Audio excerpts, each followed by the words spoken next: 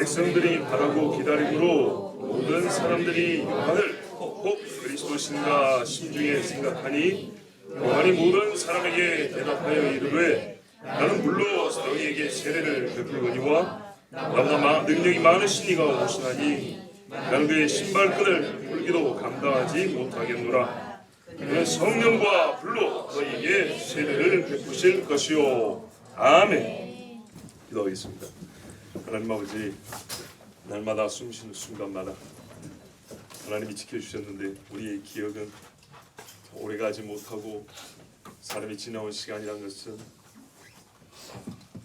극장의 스크린에서 보여주는 화면만 같이 지나지 못하여 10년 전, 20년 일은 전의 일은 정말 아득한 나의 일인지 남의 일인지 알 수도 없을 정도입니다. 그러나 주께서 나와 함께 하신 일만은 또렷하게 기억하게 하옵시고 40년 전이건 400년 전이건 우리의 10대 조상의 일이건 저 아브라함의 때의 일이건 하나님의 말씀을 통하여 들려질 때마다 마치 지금 내가 겪고 있는 것처럼 생생하게 하여 주시옵소서. 오늘도 우리가 세례 요한을 통해서 하나님의 말씀을 듣습니다. 바로 그 자리 그 현장에서 직접 귀로 듣는 것 같은 은혜와 감동을 주시옵고 또한 아버지의 말씀을 들은 즉 사모하는 마음을 주시옵소서. 예수 그리스도 이름으로 기도합나이다. 아멘. 요한이 회개하라 외치고 세례만 줬는데 사람들이 그리스도신가 그랬답니다. 요한이 능력이 많은 겁니까? 사람들이 착한 겁니까? 아니면 모자란 건가요? 모자란 거예요. 세례 주면 막 그리스도신가? 놀랍지 않습니까? 제가 생각에는 제가 요한보다 성경 설교도 더 많이 한 것 같은데. 그렇죠. 이분은 잘해야 한 3년 하고 죽으셨는데, 그러니까 이게 기적이었습니다. 사람들의 마음에 일어난 이 변화라는 것은 말로 설명하기 어렵습니다. 요한이 하늘에서 불이 떨어지겠나요? 아니죠. 아주 철필과 같은 연필인데 철로 된 것처럼 막 마음에 막 긁고 막 하나님의 말씀을 막 새겨버린 이런 일만 했잖아요. 그런데 사람들이 마침 그리스도를 기다리고 있는 중이었기 때문에 그러기도 하지만 요한에게서는 정말 보통 사람과는 다른 비범한 어떤 영적인 그런 느낌이 있기 때문에 저 사람이 혹시 그리스도인가 이렇게 생각하고 있었다고 그랬습니다. 생각만 했겠어요? 말도 했겠죠 당연히. 이 중요한 이슈를 서로 토론도 해봐야 되고 물어도 봐야 되고 확인도 해봐야 되지 않겠어요? 제일 중요한 문제 아닙니까? 그래서 이제 요한교회 들렸어요. 요한이 이거는 내가 그냥 지나가는 문제가 아니다. 왜 맨날 락타토를 입고 다니냐? 이런 거는 그러든지 말든지. 왜 맨날 그 메뚜기나 잡아먹고 말이야 그러냐? 그런 것에 대해서는 신경 쓸 일 아니지만 그리스도신가? 이거 자기를 높여주는 이야기지만 그래도 아닌 거는 이 문제만큼은 아니라고 확실히 말해야 돼서 이야기를 했어요.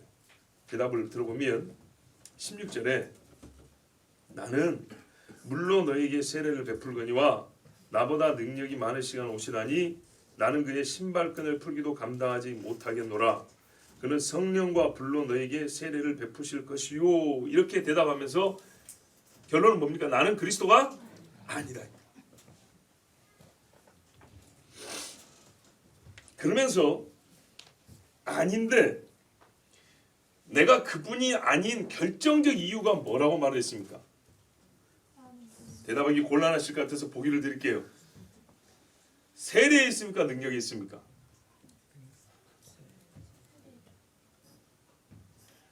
이야, 도우화가 드리려고 보기를 드렸는데 세례에 있어요? 능력이 있어요? 능력은 생각을 못 해보셨나 봐요. 능력이 있죠. 능력이 있다고요. 능력의 차이가 물세례와 성령세로 나타나잖아요. 그렇죠? 능력이 있다는 능력. 그래서 그 능력의 차이로 말미암아 나는 그의 신발끈을 묶을 수도 없다 그랬어요. 신발도 손을 못 댄다 얘기했어요. 능력의 차이가 얼마나 크다고 지금 얘기하는 거예요? 나는 그의 발밑에도 못 들어간다 얘기입니다. 항상 그분의 발 밑에 있다. 그분의 아래다 이렇게 말씀해요. 아주 쉬운 이야기죠. 그래서 이 말 자체에 대해서는 두 번의 질문이 없어요. 다 알아먹었기 때문에. 나는 그 사람 발밑이다 이런 말이에요. 근데요. 메시아는 육으로 온다 했기 때문에 여기서는 굳이 거룩한 신성과 나를 비교한다 이렇게 생각할 필요 없어요. 육체적으로 오시는 그분인데 당신은 분명히 눈으로 보게 될 거야. 똑같은 육으로 보이는데 그래서 헷갈리죠. 왜? 이스라엘 사람들이 육으로 온 걸 알기 때문에 요한도 육인데 메시아가 생각했잖아요. 그러니까 육은 육인데 뭘 보면 아냐? 능력 보면 안다 그랬어요. 예수님도 나중에 뭐라 했어요? 내 말을 못 믿겠거든. 내가 행하는 일이라도 좀 믿어라 그랬죠. 그래서 행하는 일이 뭐였어요? 아버지가 하시는 일, 아들이 하는 일. 아버지가 명하시는 일, 아들이 하는 일. 하늘에서 같이 뜻이 땅에서도 이루어지는 일. 이렇게 해서 그 보통의 사람들이 할 수 없는 하나님의 아들, 사람 예수만 할 수 있는 일을 그렇게 예수님이 친히 설명, 해석을 해줬어요. 능력이 문제입니다. 능력은 너무 우리가 좀 뭐랄까요? 수준 낮게 생각하는데 절대 그렇지 않아요. 성경에 능력이 많으심이 주께 있나이다 그랬어요. 좋아요. 능력과 권능과 위엄이 주께 있사오니 그랬어요. 땅을 가르치는 이가 누구시오? 라합을 점이시는 이가 누구시오? 용의 모가지를 잡고 던지신 이가 누구시뇨? 여호와시니이다. 능력의 능력. 세상에 많은 죄인들을 구원하신 이가 누구예요? 하나님이세요. 그분의 능력이에요. 예? 땅에 연기가 펄펄 솟아나면 바다가 흰 거품이 일게 하신 이가 누구시뇨? 여호와시니이다. 바람을 자기 누각으로 삼으시고 천사를 자기 사자로 수레로 삼으시고 달리시는 이가 누구시냐? 여호와시라고 그랬어요. 능력이요, 능력. 자, 그래서 요한이 말한 거예요.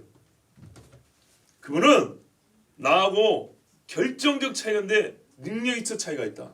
그럼 왜 세례가 나왔을까요? 나는 지금 세례를 주고 있잖아요. 그렇죠? 그 능력의 차이를 뭘로 비교해 보면 되냐 할 때 내가 하고 있는 무엇과 그가 하실 무엇과 비교를 해야 되잖아요. 종류로 말하면 사역의 종류로 말하면 지금 세례를 하고 있기 때문에 세례를 예로 든 거예요.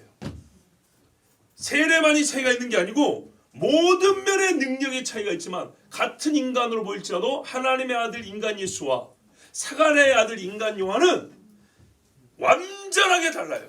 완전하게 능력의 차이가 있는데 그것이 여러분은 내가 지금 세례를 주는 것을 보고 나를 또 보통의 제사장과 다르다고 특별하게 생각하는데 요 세례를 갖고 얘기를 하더라도 대단하게 보이는 세례자 요한이라 할지라도 나의 세례는 고작 어느 정도냐면 예수님 나중에 메시아가 오셔서 줄 세례에 비하면 아무것도 아니라는 거예요. 다시 말하면 발밑에 들어갈 정도밖에 안 된다 그 말이에요. 그러니까 절대로 나를 뭐라고 생각하지 말라고요? 메시아 그리스도라고 절대로 생각하지 말아야 됐어요. 뭔 말인지 아시겠죠? 예, 간단하게 정리하면 사람들은 요한의 세례 때문에 그를 높였어요. 그런데 이 세례가 위대하게 보여도 예수님에 비하면 아무것도 아닌데 예수께서는 능력이 한이 없으신데 세례라고 불릴 만한 영역에 있어서도 그분의 세례는 나의 세례 한참 위에 있다. 나는 그분의 세례 발밑에 있다. 이렇게 얘기를 해준 거예요. 그래서 여기서 중심 주제는 세례가 아니고 능력이에요. 능력. 그런데 능력의 차이를 말하면서 메시아가 아니라고 답변을 했지만 이 안에 자연스럽게 세례를 예로 들었기 때문에 세례에 대하여 우리가 얻는 교훈이 있는 거예요. 이름하여 물세례와 불세례. 여기서 불과 성령은 동의어라고 보면 됩니다. 그렇죠 여러분. 혹시 성령이 주는 세례 따로 있고 불이 주는 세례 따로 있고 그랬던가요? 뒤에 성경을 쭉 읽어보면 그렇지 않죠. 자 사도행전에 보면 120명의 성도들이 모여서 기도할 때 어떻게 했어요? 성령을 받았죠. 네, 성령에 취했다 이렇게 돼 있죠. 그런데 그게 모양으로 어떻게 돼 있어요? 불이 불이 각 사람에게 머리 위에 임하더라 그랬다고요. 근데 한 줄기로 내려오다가 쫙 갈라해서 각 사람 머리 옵니다. 그래서 그 모양새는 뱀의 혓바닥이 갈라진 것 같더라 이렇게 돼 있어요.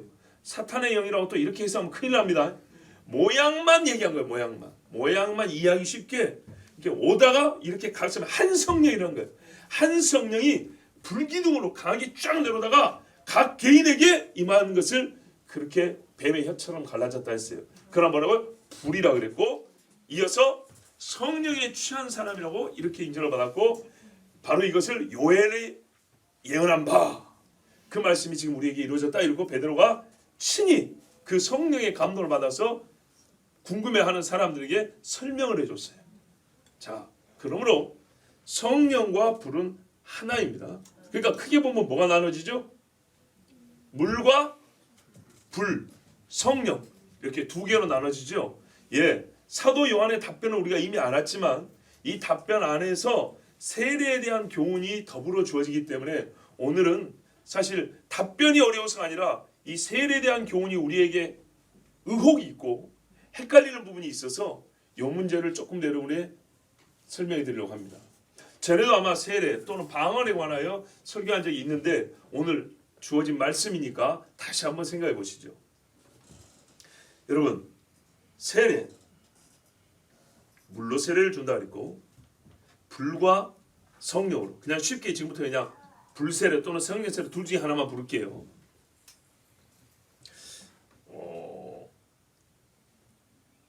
세례가 원래 어떤 의미냐면 나는 예수와 함께 죽었습니다. 로마서 분명히 그렇게 돼 있어요. 주와 함께 다시 살았습니다. 이 죽음과 연합하고 예수님의 부활과 연합하는 겁니다. 그러면 그 연합이 되기 위해서는 뭐가 필요하냐면 믿음이 필요합니다. 그 믿음은 동시에 동반하는 우리 안에 일어난 변화가 뭐냐면 회개입니다. 그렇죠? 회심입니다. 그래서 이 사람에게는 그것이 확인된 거로 세례라는 표를 줍니다. 맞죠? 즉 이걸 간단하게 도시하면 죄사함과 세례입니다. 그래서 세례 요한도 너희가 회개하라 그랬죠. 그렇죠? 회개하라. 즉 죄 씻음 받으라. 그리고 세례를 받으라. 이랬단 말이에요. 베드로도 예루살렘에 있는 수많은 사람들에게 너희가 회개하여 죄사함을 받고 세례를 받으라 이렇게 돼 있어요. 말은 동시에 세 마디가 함께 나올 수 없기 때문에 말은 순서가 있지만 실제적으로는 이거는 거의 죄사함과 회개라는 것은 동시적 사건이죠. 예. 즉 세례의 본질은 죄사함입니다. 죄사함, 회개와 죄사함. 그래서 신자가 됐다라는 표로 주는 게 세례입니다. 그러면 여기서 생각해 볼게요. 이 세례의 기본적이고 본질적인 의미를 그대로 갖고 왔을 때 불과 성령으로 세례를 받음을 어떻게 설명해야 되죠?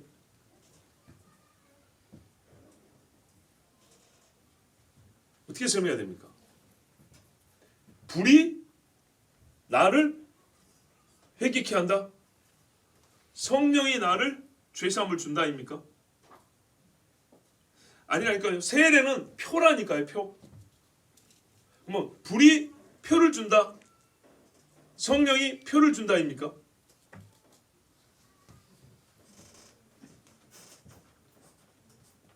그러니까요.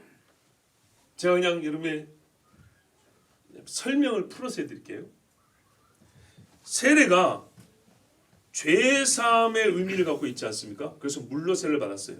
그런데 예수님은 불로 세례를 준다니까 요한의 물 세례는 좀 약하고 덜하고 아직 부족분이 있어서 반드시 성령으로 세례를 받아서 좀 말하자면 죄사함의 나머지 부분을 완전케 해야 된다. 회개의 나머지 부분을 온전케 해야 된다. 그런 의미인가요? 그런 의미면 물세례 받고 죽은 사람들은 죄사함을 반통만 받고 지옥 갔겠네요. 근데 이렇게 생각할 수 있다고요. 보세요. 세례가 공통적으로 있고 나는 물세례고 예수님은 성령 세례를 하니까 내 세례는 약하고 부족하고 작고 예수 세례는 강하고 크고 완전하고 이런 식으로 생각할 수 있다고요. 그렇지 않습니까? 그렇게 보면은 뭐가 되냐면요. 중생이 2단계가 있어요. 예. 예비적 중생이 있고 본 중생이 있고 1차 회심이 있고 2차 회심이 있고 이렇게 돼버린다고요. 그럼 어떻게 해요? 네가 예수를 믿으려면 반드시 성령 세례 받아야 돼. 성령 세례 안 받으면 뭐야? 너는 예수인이 아니야. 이렇게 되는 거라고요. 그래서 어떤 교단에는 실제로 그런다. 두 번째는요. 불과 성령이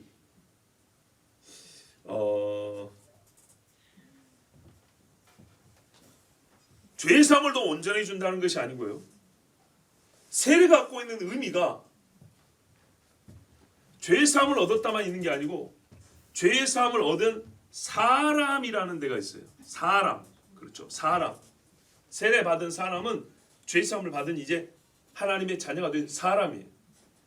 그러면은 죄사함을 받았다는 것으로 딱 멈춘 게 아니라 죄사함을 받은 사람으로서 지속적으로 살아가야겠죠. 살아가는데 보세요. 세례를 받았다는 정체성이 그대로 유지가 됩니다. 세례자로서 계속 살아갑니다. 세례자로서 계속 살아갈 때에 어떤 이 사람의 모양이냐면 전과 완전히 다른 삶이죠. 죽어 새로 사는 사람으로 정체성만 바뀐 게 아니라 그 바뀐 정체성으로 삶이 그렇게 살아간다고. 삶이. 이 삶이 살아가는데 세례자라는 것은 그대로 갖고 있습니다. 근데 이 세례자로서 이렇게 수세자죠. 세례를 받은 사람. 수세자로서 살아감에 있어서 물로 그 능력은 확보되지 않습니다. 내가 회개를 했다는 표는 되지만 보세요. 이 표가 수세자의 삶이 가능하게 해주지는 않습니다. 그러나 수세자의 삶이 가능돼야 되거든요. 그리고 수세자로 살아야 하는 것이고, 군복을 입었으면 군인으로 살아야 돼요. 군복을 안 입은 자가 입은 것까지도 엄청난 변화인데, 개인적으로 집에 살다가 군부대에 사는 것도 엄청난 변화인데, 여기서 똑같이 집에 사는 것처럼 엄마가 밥 차려주고 군부대 근무도 안 서고 늦잠 자고 가능합니까? 그러면 안 되죠. 그것처럼 군복을 입고 군부대에 들어왔으면 이제 군인으로서 살아가야 된단 말이에요. 그래서 필요한 게 뭐예요? 군대에서 훈련도 시켜주고 교육도 시켜주고 안 되면 매도 때리고 그랬죠. 쉽게 말하면 수세자로서의 삶을 살아갈 때 세례 받은 사람으로서 세례 연속성 안에서 능력이 필요해요. 그 능력은요 어느 정도의 능력이냐 보시면 100볼트에다 220볼트를 붙여준 게 아니고요. 제로에서 수만 볼트의 전기를 쏟아부어준 것처럼 불신자가 신자가 된 것처럼 이 삶의 양태도요 완전히 180도 달라져야 돼요. 그 완전히 180도 되기 위해서는요 물속에 잠기는 것처럼 이 사람이 어떻게 해요? 완전히 하나님 앞에 정복이 돼야 돼요. 정복. 장악이 돼버려야 된다고요. 이거는 미안하지만 물로 되는 게 아니에요. 사람은 영이잖아요. 영이 지배당하면 끝나는 겁니다. 어제 지하철을 탔는데 어떤 젊은이가 지하철 타기 전부터 저기서 시끄러운 소리가 들리는 거예요. 막 뭐라 하면서 그 사람들이 있는데 수백 명인데 막 시끄럽게 혼자 시끄러운데 다 들려요. 왜요? 귀신 들려놓으니까. 귀신 들려갖고 시끄러워 죽겠어요. 사도 바울이 왜 시끄러워서 그 귀신 든 여자에게 귀신을 쫓았는지 알겠어요. 맨날 따라다니면서 막 이 사람은 저렇게 귀신 하나님의 종이면 막 시끌벅거렸다 했잖아요. 너무 시끄러워요. 근데 하필이면요 그 사람이 지하철을 타더니 우리 있는 칸으로 오는 거예요. 그냥 그 칸에 있지 뭐하러 이 칸으로 오는지 모르겠어요. 지하철 한 바퀴 매 돌더니 막 뭘 써요. 그러니까 누구한테 얘기를 하는 거예요. 그러면서 알아들을 수 없는 막 글을 써요. 막 묶어 쓰고 막 그러면서 막 얘기하고 이러는데 계속 우리 끄트머리 칸인데 끄트머리 칸에 와서 딱 한 자리에 앉는 거예요. 사람들이 그 옆에 한 자리를 비워줬어요. 냄새도 나죠. 시끄럽죠. 근데 이게 정신이 나간 사람이니까 뭐라고 해봐야 소용이 없잖아요. 한참 시끄러웠어요. 근데 여러분 제가 겪은 일이니까 제 얘기지만 이해를 해주세요. 끄트머리에 앉아서 시끄럽다. 근데 갈수록 더 시끄러워지는 거예요. 소리가 점점 커져요. 근데요 제 옆에 누가 있었냐면 저보다 무거운 제 아들이 있었어요. 제가 맨날 예배 시간에 존단 말이죠. 그런데 희한하게 그냥 뚜벅뚜벅 걸어가더라고요. 자 시키지 않았어요. 걸어가더니 그 시끄러운 사람 앞에 딱 섰어요. 그때로부터 조용해졌어요. 귀신 든 사람이 뭐 체구 때문에 겁이 났겠어요. 그때로부터 조용해져서 제가 속으로 와 예배 시간에 맨날 퍼지러 자도 하나님의 영이 계신가 보다. 여러분 이게 뭐야? 권능의 문제거든요. 권능의 문제. 그래서 제가 뭐 하는가 하고 이제 가봤어요. 가서 이제 옆에 보니까 그냥 가만 서 있더라고요. 그러면서 가만히 시끄러워하면 좀 조용히 하세요. 이러고 있더라고요. 근데 여러분 귀신 든 사람이 그런다고 말 듣습니까? 천만의 말씀이죠. 그래서 어제도 다시 물론 미약하지만 깨닫는 게 있었어요. 이 성령의 권능이다. 예수 믿는 사람 안에 하나님이 함께 하시기 때문에 이 영들은 바로 알잖아요. 그래서 움츠러드는 겁니다. 그 시끄러운 객차가 조용해졌어요. 얼마나 감사한지. 자, 그래서 보면 이 성령과 불로 세례를 준다는 것은 무슨 말이냐면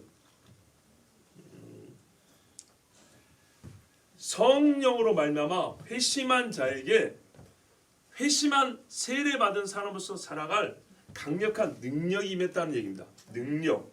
그래서 능력을 말할 때 지금 주제가 능력이잖아요. 그 능력으로서 불과 성령이 너를 그 예수님이 갖고 있는 능력을 우리에게 주신다는 거예요. 근데 그것을 지금 세례하는 나를 얘기하고 있기 때문에 세례의 예를 들어서 얘기한 거예요. 다시 말할게요. 그러면 이 논리가 굉장히 쉬워요. 무슨 말이냐면 나는 너에게 사실 줄 수 있는 게 없다. 근데 예수님이 오면 어떤 능력을 갖고 있냐면 그 신성의 능력 있잖아요. 분리라고 성령이라고 말할 수 있는 그 능력을 그분이 갖고 계신데 그분은 그걸 어떻게 한다고요? 믿는 너에게 자기가 갖고 있는 능력을 줘버린다는 거예요. 자기가 갖고 있는 능력을 줘서 뭐냐면 자기가 하는 일을 그에 따르는 백성도 하게 한다는 거예요. 이런 능력을 베푸는 이가 메시아다는 거예요.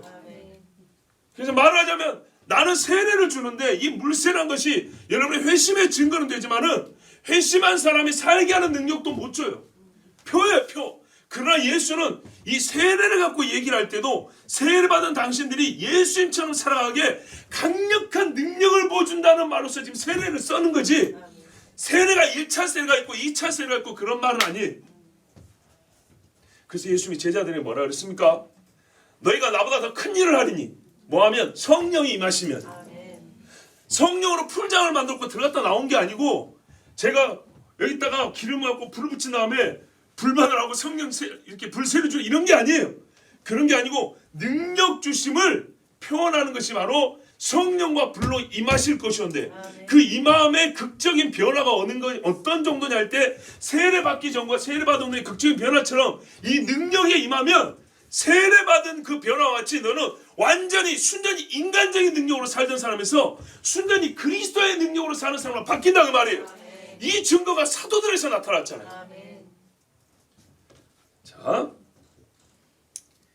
그러므로 이 성령 세례라는 거는요 물세례처럼 회심의 증거가 아닙니다. 회심의 표로 주는 것이 아닙니다. 그런데 보십시오. 성령으로 세례 받음, 즉 권능 임한 걸 봤을 때 이 사람에게 물세례를 주지 못할 이유는 어디에 있습니까? 그렇죠. 그래서 성령 세례라고 이제 이해가 됐으니까 용어를 그렇게 부르면 성령 세례와 물세례는요 순서가 정해져 있지 않습니다. 왜냐? 믿는 자에게 물로 표를 주는 거잖아요. 근데 믿음과 동시에 성령의 권능으로 임해버리면 어떻게 되죠? 물로 세례를 주면 무슨 거리낌이 있느냐? 고넬료 집의 순서를 보세요. 말씀을 들을 때 우리가 마가의 집에서 받은 것처럼 똑같은 역사가 일어나더라. 베드로가 그렇게 말했죠. 이렇게 뭐가 일어났다는 얘기예요? 그렇죠. 성령이 불세례가 먼저 있었다 이 말이에요. 그러니 내가 어찌 물세례를 주지 않을 수가 있냐라고 얘기를 했죠. 이방인이라 할지라도. 왜요? 회심자에게 물세례인데 보통의 순서는 어떻게 하면 사마리아를 보세요. 사마리아에서는 무슨 일이 일어났냐? 빌립에 와서 전도를 하니까 사람들이 예수를 믿었다고요. 받아들이니까 사도들이 가가지고 성령 받기를 위하여 기도하였다 이렇게 돼 있어요. 그러니까 마술사 시몬인가 걔가 나와가지고 놀랍잖아요. 권능이잖아요. 물세례는 하나의 의식인데 성령세라는 것은 표현하기에 밖에서 보면 임의적이거든요. 하나의 공식적 절차가 아니라 임의적이에요. 짚으면 임하는 거예요. 그러니까는 이 시몬이 탐을 내서 내가 돈 주고 사고 싶다 이렇게 말했어요. 자, 여기 패턴은 어떻게 합니까? 복음을 전했고 믿는다 시인을 하고 물로 세례를 받고 그 다음에 성령 받기를 구했죠. 그래서 세례라는 것 그리고 성령으로 세례를 준다 이것은 둘 다 믿는 자에게 일어나는 거예요. 믿는 자에게 일어나는 것이고 줘야 되는 것이지만 순서는 항상 물세례 다음 성령세례가 아니고 성령세례가 먼저 있고 물세례가 있을 수 있다. 즉 어떤 사람은 믿음과 동시에 강력한 권능을 받은 사람도 있다. 그래서 물세례 주기에 전혀 거리낌이 없어서 세를 주는 이가 있고 어떤 이는 입으로 고백하고 시인하기 때문에 죄를 용서하고 받고 하나님 앞에 막 울고 회개하기 때문에 그럼 당신의 믿음을 고백해봐라 했더니 성경대로 고백을 한단 말이에요. 그러면 이제 새 사람이 됩시다. 하나님 앞에 그러면서 물로 세례를 준단 말이에요. 그러면서 사는 중에 또 계속 기도를 해요. 그러다가 무슨 일이 알아요? 성령이 어느 날 강력하게 임하죠. 그러면 능력이니까 왜 능력이 임할까요? 아까 말했죠. 개인적으로는 그 사람이 완전히 하나님의 사람으로서 정복되고 장악되어 살게 하면서 뿐만 아니라 이런 사람들이 모여서 뭐가 돼요? 복음의 증거를 위해서죠. 그래서 예수님께서도 아무렇게나 기적을 하는 게 아니라 이적이라고 그랬다고요. 내가 누군지, 내 말하는 것이 무엇인지를 알리는 사인으로서 기적을 행했다 그랬어요. 그래서 그 기적의 성격을 말하기를 이적과 표적 이렇게 따로 부른 거예요. 왜 성경에 기적이라고 하면 되지. 근데 기적은 놀라운 초자연적인 사건을 가리킨다마는 이 사건이 하나님과 무슨 관계냐? 어떤 의미냐가 할 때 예수가 누구신가와 예수가 하신 일을 가리키기 때문에 이적이요 표적이요 이렇게 또 이렇게 이름을 붙인 겁니다. 자, 그래서 사도들에게 하나님께서 불과 성령을 내는 것은 그 개인들이 이제는 그리스도처럼 그리스도 일을 해야 되잖아요. 그리스도 같은 일을 하기 위해서 예수께서도 성령이 비둘같이 내리시더라. 보세요. 요한에게 세례를 받은 다음에 예수님이 죄가 없었지만 하나님의 의를 위하여 왜 종의 육체, 죄인의 육체를 입고 왔기 때문에 물세례를 받으시고 모든 사람 어떻게 이렇게 씻음을 받았다는 걸 보여주시고 그 다음에는요 하나님의 일을 하기 위해서는 하늘에서 어찌 땅에서 일하면 성령의 임함을 받아야 된다는 걸 그대로 본인이 보여줬어요. 그래서 가장 기본 패턴은 뭐냐면 하나님 앞에 물세례를 받고 성령세례를 받고 이렇게 해서 가지만은 성령세례가 왜 필요하니까는 권능을 행하기 위해서 하나님이 이 땅에 하시고자 하는 일을 하나님이 사람을 통하야 되잖아요. 그러니까 여호와의 신이 감동하여 예언하더라. 여호와의 신이 감동하여 이렇게 행하더라. 이런 것처럼 하나님의 일을 그 사람으로 하게 하실 때 하나님이 권능을 주니까 그 권능을 주어서 해야 되니까 그 권능을 불과 성령으로 세례를 준다. 이렇게 표현했어요. 그리고 그 사역이 너무나 극적이고 이전과는 일의 능력도 다르지만은 성격과 의미 부여도 다르기 때문에 이거를 세례라고 얘기를 했어요. 자, 그래서 많은 믿음의 사람들이 홀로 또는 공동체적으로 주의 일을 강력하게 사역하였고 많은 열매를 맺었습니다.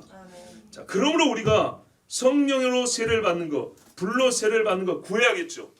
그렇죠. 이 성령의 세례는 그래서 능력이기 때문에 능력은 우리에게 없는 것도 생기고 있는 것이 더 강력해지지 않습니까? 없는 것은 귀신 쫓는 거죠. 있는 것은 본래 지식이 있는 사람이었지만 바울 같은 경우는 훨씬 더 명철해지죠. 그래서요 이런 것들을 뭐라고 그래요? 은사라고 그래요. 은사. 그래서 성령의 세례를 또 뭐라면 선물이라고 그래요. 선물. 선물이라. 그 어디죠? 아까 했던데 생각이 안 나는데. 그러니까 성령 세례는 성경에서 어떻게 배웠냐면요. 받으라, 받기를 구하니 이렇게 됐어요. 그러니까는 우리가 종교 의식 있잖아요. 물 세례는 공식적이에요. 그리고 이건 하나의 의식이에요. 의식. 그러니까는 어떻게 해야 돼? Ritual act. 그러니까 우리가 제사 의식인 것처럼 순서가 있죠. 공식적인 정해진 의례예요. 의례. 믿는다면 세례를 주는 거예요. 근데요 성령의 세례는 비교하자면 하나님의 임의적이에요. 그러니까 교회가 세워지고 믿는다면 교회 장로들은 반드시 세례를 줄 것이요라는 공식적 직무가 책임이 아니고요. 성령의 세례는 우리가 원하고 삼하고 간구는 하지만 이거는 공식적인 의식이 아니에요. 이해가 되시죠? 그래서 이거는 선물이라고 표현을 했고 크게 보면 다 선물이지만 하나의 은사 개념이라고요. 은사 개념. 그래서 성령 받았다 할 때 은사가 나타나는 것이고 은사의 용도는 하나님의 복음을 증가하기 위해서 이렇게 연결되는 겁니다. 그러니까 은사를 받았지만 권능을 받았다고 우쭐해가지고 하나님의 영광이나 자기 영광을 쓰면 이건 이제 마귀종 되는 겁니다. 그러므로 성령 세례는요 다시 보세요. 세러모니얼 혹은 리추얼한 액트가 아니고 뭐라고요? 하나님께서 주시는 어떤 의미에서는 글을 쓰기 위해서 우리가 간구는 하지만 하나님이 쓰기 위해서 주시는 임의적이고 또는 즉흥적이고 한시적일 수 있는 어떤 또렷한 목적성을 가진 하나님의 선물이라고요. 권능을 선물로 주시는 거예요. 그리고 그 결과들을 볼 때 모든 물세례를 받은 사람과는 다르게 복음의 확장을 위해서 교회를 세우고 하나님의 나라를 세상에 알리는 데 있어서 그 성령 세례 또는 불세례 받던 사람들이 강력하게 역사했고 그 기록들이 어디 있어요? 사도행전에 잘 기록되어 있죠. 자, 이 논리에서 은사 중지론이 나오는 거예요. 왜냐? 물세례는 회심자에게 공식적으로 교회가 직무로서 줘야 될 책임 있는 의식이에요. 이해되십니까? 물세례는 그런 거예요. 그러나 성령세례는 교회가 공식적으로 장로에서 선정을 하고 세례교육을 하고 믿음을 하기로 주는 것이 아니라 우리가 병든 자를 위해서 기도하고 가난한 자로서 기도하는 것처럼 주여 이 사람이 성령 받기를 원합니다고 기도했을 때 하나님이 주시는 거라고요. 뭔 차이인지 아시겠어요? 내가 책임을 받고 권한을 받았기 때문에, 목사의 권한을 받았기 때문에 누구 성도님 나오십시오, 내가 하나님 성부와 성자 성령의 세례를 주노라 이렇게 되는 게 아니에요. 주노라라고 선포되는 것이 아니고 주여 이 사람에게도 성령을 주시옵소서라고 기도하는 거예요. 그래서 성격이 달라요. 그랬을 때 하나님께서 선물로 순수하게, 비교컨대입니다. 120명이 함께 은혜를 받기도 하지만 비교하자면 개별적이고 임의적이고 즉흥적이고 한시적이고 목적성이에요. 그렇기 때문에 이 목적이 다한다면, 하나님의 권능을 주어서 그 권능으로 하실 일이 다하면 어떻게 해요? 그 성령의 능력이 이 사람이 죄가 있어서가 아니라 하나님께서 다 되었다 하고 하나님께서 스스로 어떻게 해요? 그 사람에서 그 능력을 거두시는 때가 있다 이 말입니다. 죄를 지어서 성령이 있지 못하는 경우도 있지만 사역의 때가 다 돼서 거두시는 때가 있다고요. 그래서 우리가 실제로 확인하는 게 뭐냐, 젊었을 때 귀신 쫓고 막 하는데 나이가 70, 80 되어서 숟가락도 못 떠요. 그런 분들은 어떻게 하냐, 보세요. 하나님이 완전 떠났다는 의미가 아니고 젊을 때처럼 그렇게 잘 못합니다. 젊을 때 힘껏 기도할 때는요, 그 사람의 마음까지 있는 사람들이 있어요. 그런데 나이가 들면서 하나님께서 어떻게 하냐면, 그분이 구원 못 받아서가 아니에요. 이제 그 사역은 네가 아니라 다른 사람이 할 때 이 사람에서 은사를 살짝 걷어가 버립니다. 그래서 자기 마음도 잘 못 읽을 때가 있어요. 이건 실제입니다. 실제. 제 예를 들어도 마찬가지예요. 저는 나이하고 관계 있는 건 아닙니다. 중학교 다닐 때 산에서 제가 기도를 막 했거든요. 그래서 귀신도 쫓고 옆에 사람들 딱 손잡으면 어떻게 해요? 성경에 보면 사도들이 성령 받기를 구했다, 성령 받기를 구했다 꼭 이랬거든요. 그래서 나도 성령 받기를 제가 기도했고요, 제 주변 사람들이 성령 받기를 기도합니다 하고 딱 했을 때 어떻게 했는지 아십니까? 손잡은 사람들 전부 다 방을 했어요. 제가 손잡고 기도하면 줄줄이 방에 나왔다고요. 그래서 중등부 거의 전체가 다 방을 했어요. 그런데 보세요 여러분, 이거는 회심의 표가 아니고요, 그래서 가끔은 뭐냐면 능력의 표이기 때문에 능력의 표라서 회심이 없는 사람이 더 나타나는 거예요. 그래서 이게 세례로 헷갈리면 안 된다는 거예요. 주제는 능력인 거예요. 사울이 회심자가 아니어도 능력의 표가 나타나서 예언을 한다니까요. 뭔 말인지 아시겠죠? 그 주제는 지금 능력이에요, 능력. 그래서 이 사람들이 방언을 하고 때로는 예언을 하고 꿈도 꾸고 해석하고 통변하고 난리를 치는데, 문제는 1년, 2년, 10년이 못 가서 불신자보다 더 악하게 돌아가는 사람도 있어요. 이 사람은 원래 어떻게 되냐, 회심을 하고 물세례를 받아야 될 사람이에요. 그러나 하나님께서 이런 경우가 있어요. 회심하고 물세례를 받게 하기 위해서 말 그대로 표적으로 성령의 그 권능을 잠시 맛보게 할 때가 있어요. 그 공동체 안에서 잠시 그를 동참하게 하는 때가 있어요. 가룟유다를 보세요 여러분. 가룟유다, 예수님 하신 걸 지금 얘기하는 거예요. 저는 남 얘기하는 게 아니라 성경대로 이런 실제를 얘기하는 거예요. 가룟유다가 보세요, 귀신을 쫓았다니까요. 두 명씩 짝지었는데 가룟유다가 열애가 아니에요. 똑같이 했어요. 똑같이. 주의 이름으로 귀신이 하늘 사탄에서 번개처럼 떨어진다. 예수님이 가룟유다 사역만 빼고 너는 아니더라 이렇게 말 안 했어요. 유다도 권능을 맛봤어요. 그런데 어떻게 해요? 그는 회심하지 않은 사람이에요. 그는 예수를 모르는 사람이에요. 그래서 돈 때문에 예수를 팔아먹었죠. 정말 권능을 받았다면 어떻게 했어요? 많이 받았으니까 당연히 응당 이 사람은 회심까지 가야 돼요. 그래서 가장 노멀하고 가장 기본적인 거 뭐라고요? 진짜로 회개하고 죄사함을 받고 물로 세례를 받고 간구하여 하나님의 성령의 권능을 받는 게 이게 가장 표준이고 좋아요. 그래야 신앙이 안정감이 있어요. 또 안전하고. 그런데 하나님께서는 역사하는 건 하나님 뜻이니까 어떤 사람에는 표적을 먼저 주시고, 어떤 사람은 자기가 교회 첫날인데, 구역예배 첫날인데 막 방언 나오고 귀신 쫓아버리고, 그래서 우와 하나님 살아계신다 이렇게 나온 사람이 있고, 마치 암이 떨어지고 예수 믿고 나온 것처럼. 그러나 그런 케이스도 있어요. 있지만은 조금 위험한 게 뭐냐, 하나님 말씀을 몰라요. 능력을 맛봤지만 말씀을 몰라요. 능력을 맛본 사람이 이제 겸손히 말씀을 배우면 좋은데, 맛보고 그 권능을 행하는데 맛이 들어가지고 말씀 맛을 보기 싫으면 거기서 교만하고 마이가 틈타서 오히려 사악한 사단의 종을 써버리는 거예요. 이런 오류가 있기 때문에 조심하는 거지만, 성경에서 일어난 일과 우리에게 있는 일을 똑같이 보면 성령 세례와 물 세례는 순서가 반드시 정해져 있는 것은 아니에요. 그리고 성령 세례라는 것은 권능과 목적이 있기 때문에 그 목적상, 의미상 한시적으로 끝날 수도 있다는 겁니다. 만약에 여러분 이게 본래적으로 한시성이 없다면 소위 은사 중진론자들의 신학 이론은 나올 수가 없어요. 은사 중진론자들이 물세례 중진론을 말하던가요? 안 하죠. 근데 성령세례 중진론을 말하거든요. 왜 그런 논리가 나올까요? 같은 세례나 이게 회심과 중생의 문제 나올 것 같으면 물세례 중진론이나 성령세례 중진론이나 똑같이 나와야 돼요.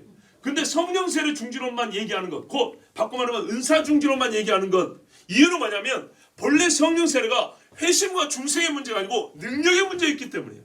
능력의 문제이기 때문에 그 능력을 행하여 그리스도의 복음이 진실함을 나타내고 교회를 세우기 위해서 하나님이 그 능력을 또한 구체로 각자의 은사로 나타나죠. 은사로. 그래서 은사 중진론 내지는 성령세례 중진론이 나온 겁니다. 능력의 문제이기 때문에. 그러나 중생의 문제라면 이거는 중지돼서는 안 되죠. 그래서 물세례 중진론이라는 말은 없고 성령세례나 은사 중진론 얘기가 나온 거예요. 그렇다면 과연 여러분 중지됐습니까? 이 문제는 이제 별도죠. 중지는 안 됐습니다. 그러나 아까 제가 말씀드렸죠. 각 개인에게나 개별적으로 혹은 공동체에서 하나님께서 한때 강력하게 역사하셨지만은 하나님의 일을 위하여 주신 능력이기 때문에 이걸 하나님께서 거둘 때도 있다고 그 말입니다.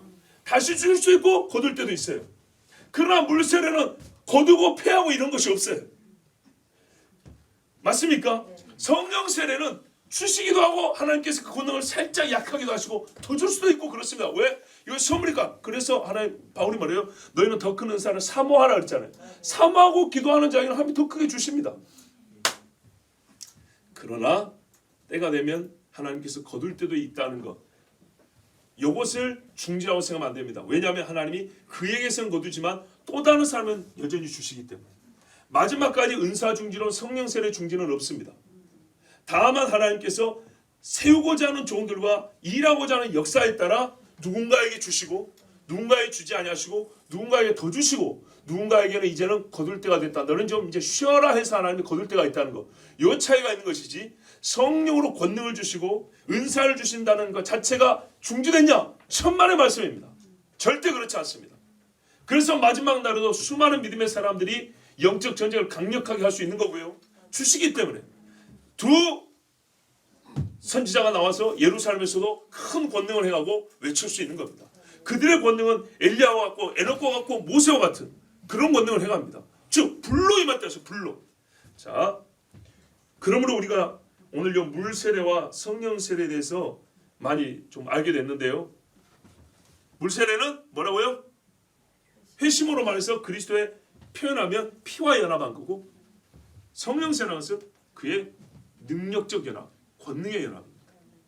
그래서 앞에 거는 반복도 없고 폐해질 수도 없는 것이지만 뒤에 것은 어떻게 돼요? 정도의 차이가 있고 주실 때가 있고 거두실 때가 있고 그런 차이가 있습니다. 자, 이제 우리가 한 가지만 더 보겠습니다.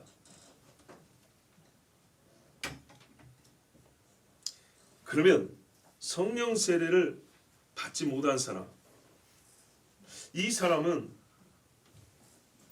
구원을 받습니까? 못 받습니까? 너무나 당연한 이야기죠. 성령 세례를 못 받아서 구원을 못 받는 건 아니죠. 그렇죠? 그리고요, 이제 여기까지 여러분 다 듣고 이해됐기 때문에 진짜 한 산만 더 파 내려가 볼게요. 좀 심층적이라 한 산만 더 파 내려가 볼게요. 성령 세례 받은 사람에서 나타나는 권능이요. 물세례 받은 사람에게서 나타나는 권능보다 항상 클까요? 보십시오. 성령 세례를 받았다는 말이 360도 모든 면에서 뛰어나다는 말은 아닙니다. 왜요? 귀신 쫓는 자가 구제를 잘하는 건 아닙니다. 뭐 더 많은 예는 필요 없지요. 성령 세례를 받아라. 그러니까 사도들처럼 안수하니까 방언하고 예언도 하더라. 훌륭하지만 그렇다고 해서 그 사람들이 길이 남는 훌륭한 믿음의 사람들의 가장 윗반열에 있냐? 그렇지는 않다는 겁니다. 제가 본문으로 예를 들어드릴까요? 세례 요한보다 큰 이가 누구냐?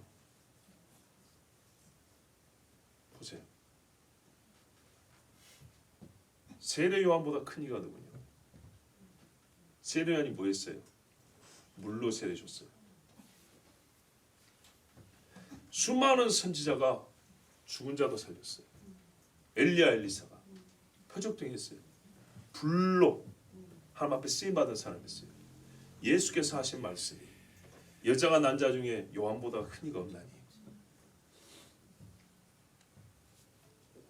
물세례와 불세례 혹시 여러분 갖고 의혹이나 오해가 있었으면 좀 다 풀기를 바라요.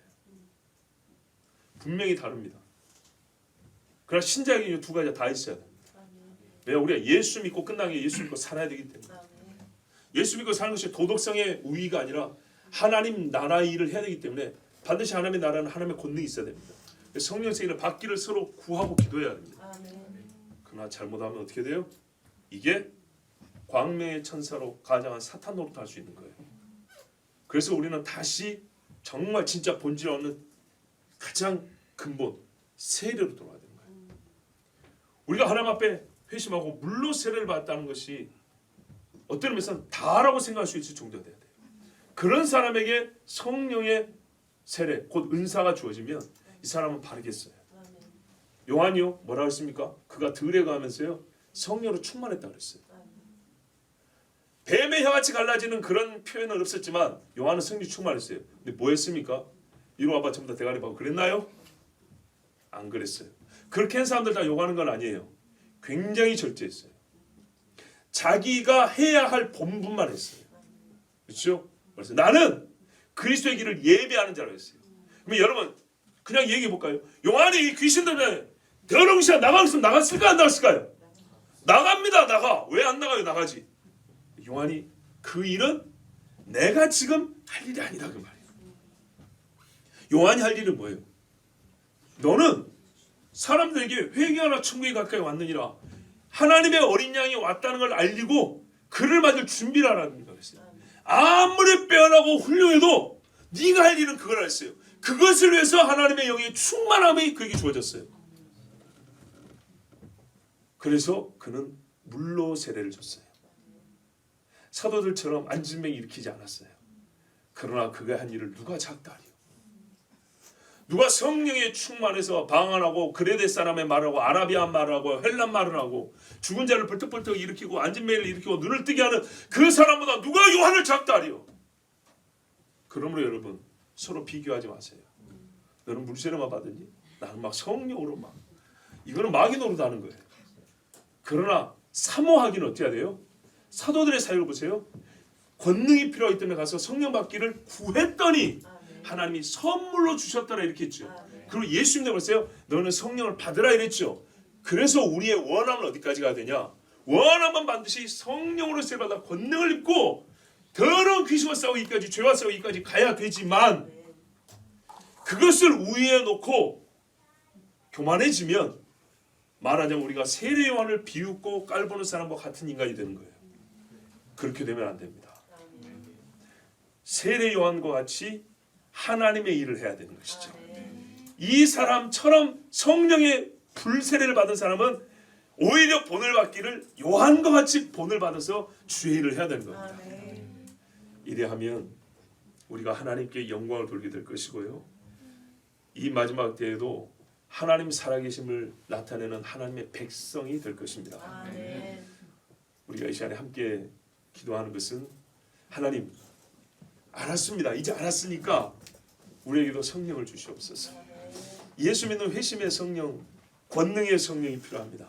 그러나 우리가 교만하지 아니하고 사람을 죄인을 의인되게 하는데 먼저 그 성령의 권능을 쓸 것이고 우리가 죄를 이기고 세상에 하나님 살아계심을 나타내는데 그 권능을 쓰겠습니다. 우리에게 이와 같은 성령으로 말미암은 권능과 부흥을 허락하여 주시옵소서. 우리 주 한번 부르기도 하겠습니다. 주여